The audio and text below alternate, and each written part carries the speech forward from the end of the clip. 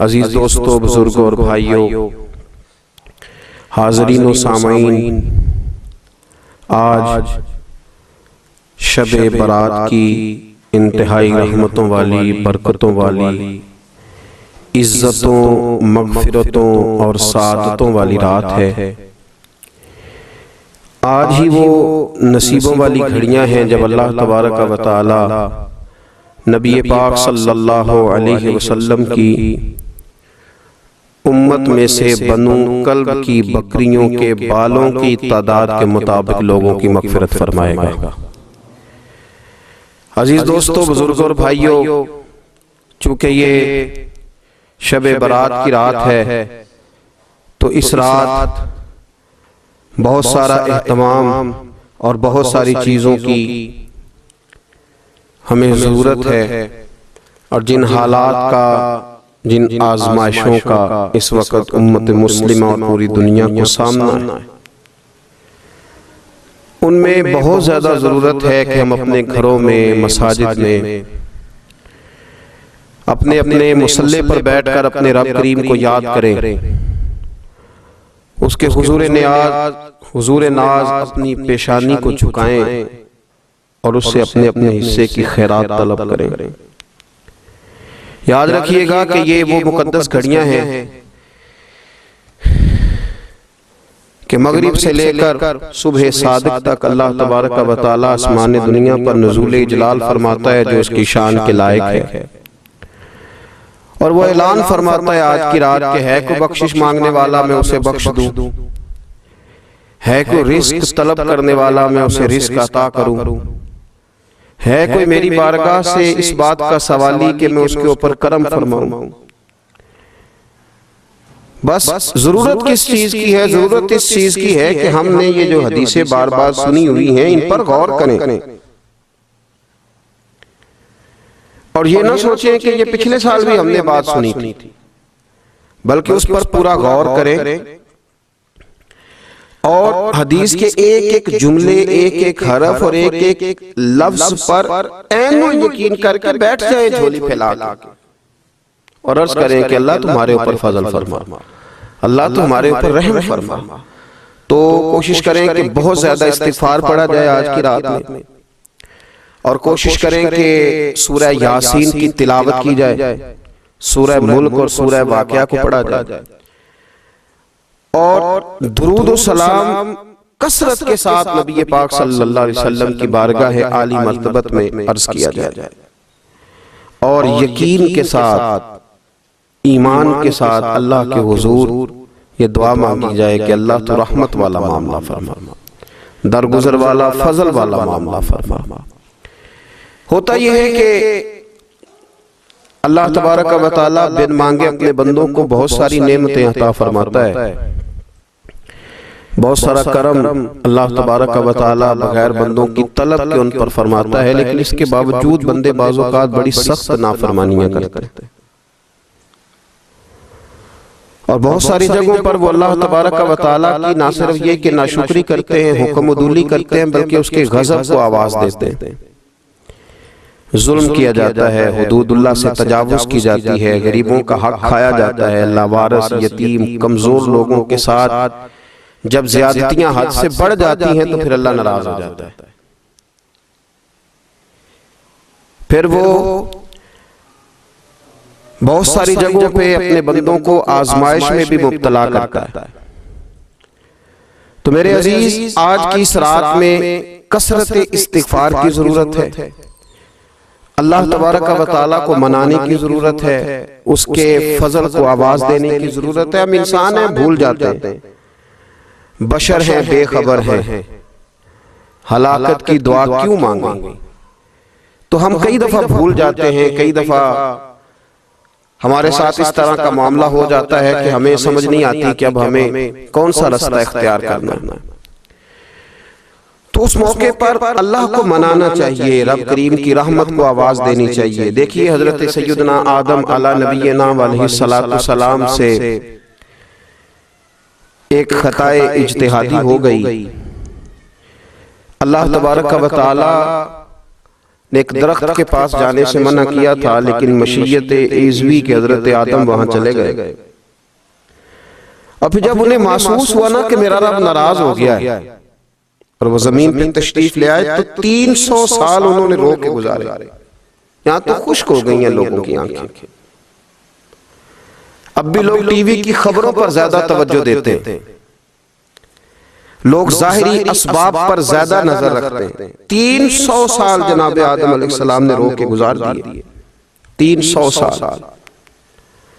और फिर दोनों ने, कुरान मजीद फरमाता है कि दोनों ने, जनाब आदम ने, हजरत हव्वा ने कहा, वक़ाला, दोनों ने कहा, रब्बना ज़लमना अनफुसना, ए अल्लाह हमने खुद ही अपना बुरा किया, व इल्लम तग़फिर लना, अगर तूने हमें माफ न किया, लनकूनन्ना मिनल खासिरीन, तो अल्लाह हम नुकसान उठाने वालों में से हो जाएंगे।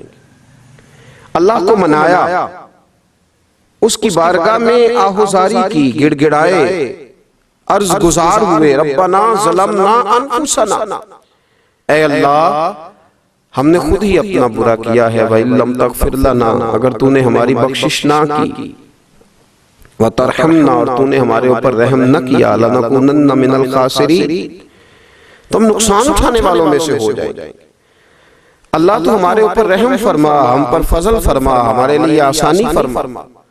तो जब ये जुमले आपने अदा किए तो फिर अल्लाह तबारक व तआला ने उन पर इतना फजल फरमाया कि मालिक करीम ने अपनी सारी रहमतों, बरकतों, नवाजिशों से उन्हें माला माल फरमा दिया। तो पहले तो बात यह है कि एहसास नदामत हो, फिर उसके बाद रब करीम को मनाने की ख्वाहिश हो, बेरुखी का मुजाहरा, और उसी तरह खेलते रहना और उसी तरह रूटीन के कामों में लगे रहना, बल्कि पहले से ज्यादा उन चीजों पर तवज्जो करना जिन पर पहले कम की जाती, फजूलियात को अपने मामलात का हिस्सा बना लेना, लूडो पहले से ज्यादा खेली जाना, शतरंज की बाजियां लगना, और फिल्म और ड्रामों पर तवज्जो बढ़ा लेना, गेमें खेलने लगना, बजाय इसके कि अल्लाह ने औकात दिए हैं तो उसमें रब को मनाया जाए उसकी बारगाह में। लेकिन वो इस तरह जैसे शकावत बढ़ती है, जैसे हमें एहसास खत्म हो गया, जैसे हमारी तबीयत के अंदर अब वो वाली बात नहीं रही जो कि होना चाहिए। तो अल्लाह करीम की बारगाह में अर्ज किया जाए, रब करीम के हुजूर नाज ये गुजारिश की जाए और उसे मनाया जाए।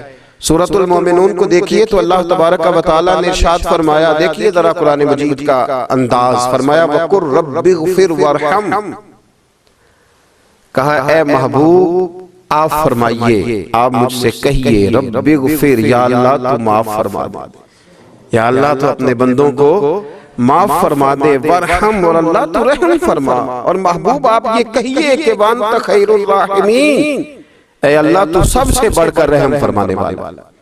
ए महबूब आप ये कहिए, ये देखिए अंदाज, अल्लाह तूने माफ करना है तो कर दे, फरमाया नहीं मेरे हबीब पहले कहेंगे, हुजूर फरमाएंगे, मैं अपने महबूब की जुबान अतहर से इस बात को सुनना महबूब रखता हूँ।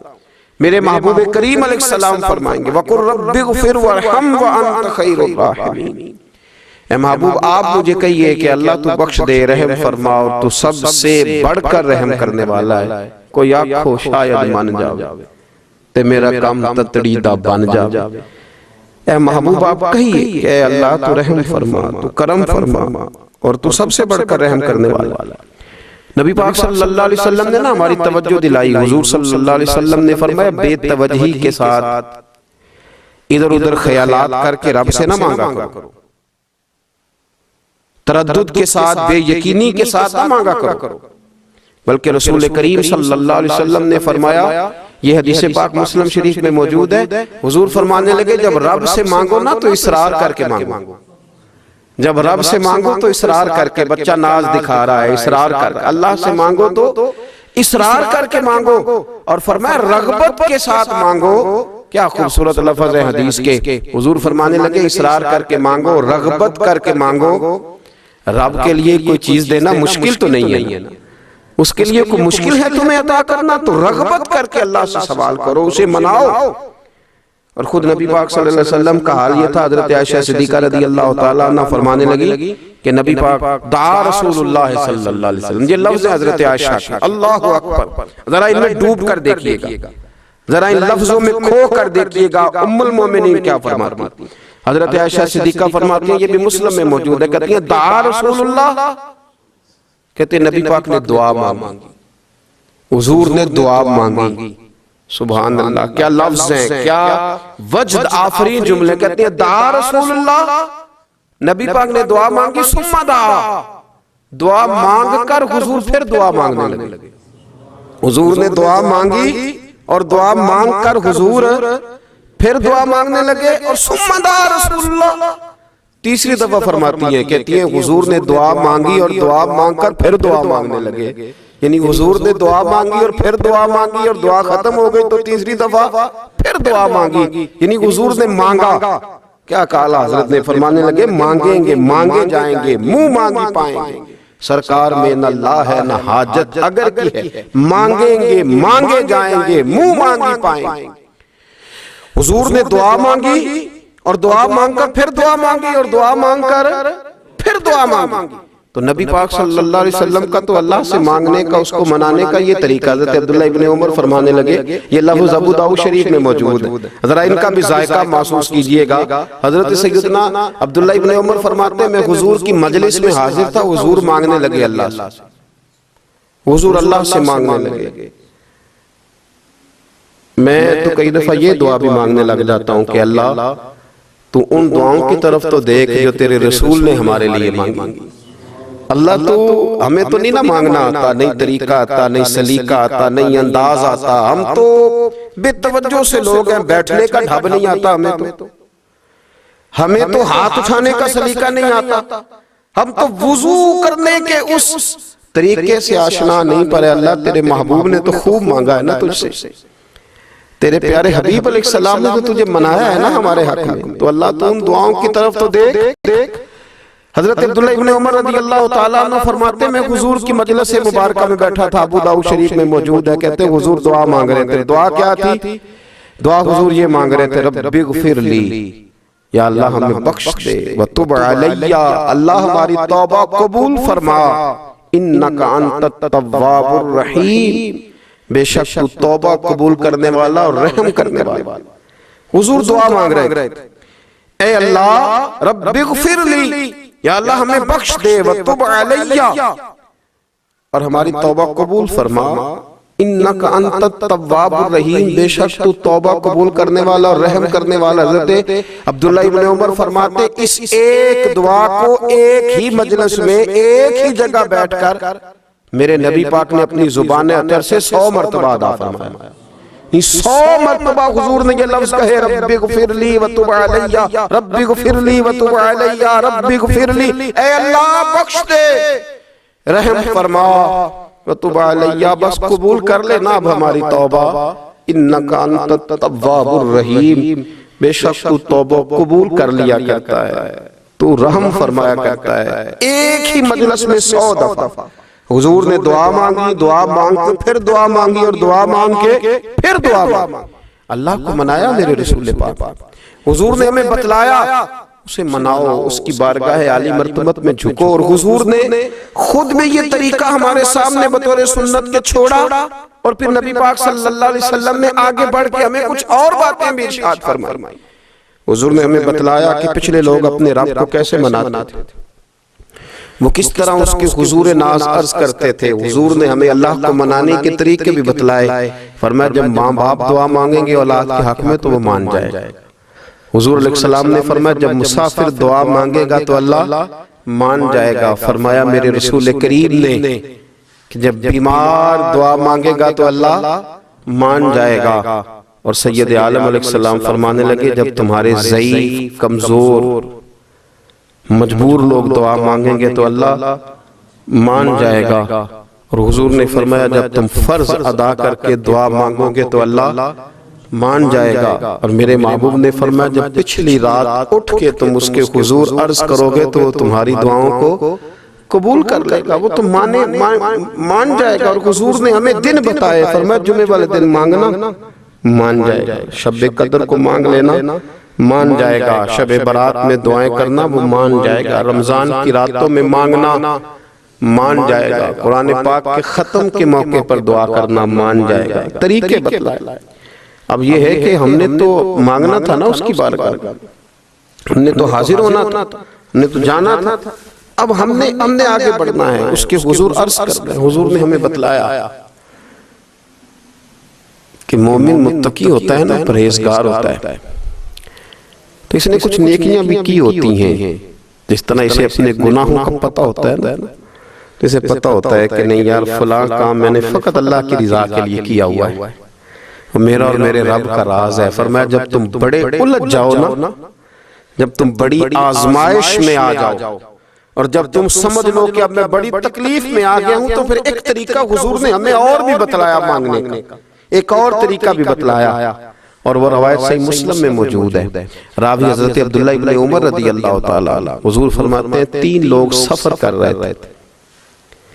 ये आप अंदाजा फरमाइए, सही मुस्लिम की हदीस है। जरा हुजूर के समझाने का एक ये रंग भी है अल्लाह को मनाने का, एक ये अंदाज भी है उसकी बारगाह में गुजारिशात पेश करने का, ये भी एक तरीका हुजूर ने हमें बतलाया। अगरचे अपनी नेकियों को छुपाना चाहिए, नेकियां जो छुपी हुई होती हैं वो कीमती होती हैं, वो कीमती चीजें होती हैं जो लोगों ने छुपा करके रखी होती हैं।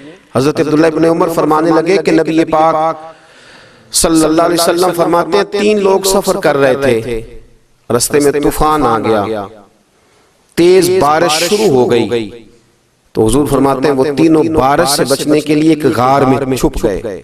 हमको पता है पुराने जमाने के अंदर गारें होती थी और लोग जब सफर करते थे लंबे, तो पत्थरों और पहाड़ों के बीच में से सफर करते थे। वो गार के अंदर चले गए। अब चूंकि तूफान बहुत ज्यादा था, जब वो गार के अंदर चले गए तो अल्लाह के प्यारे हबीब सल्लल्लाहु अलैहि वसल्लम फरमाते हैं पत्थर ऊपर से लुढ़कता हुआ आया और गार के मुंह के आगे आके उसने गार को बंद कर दिया।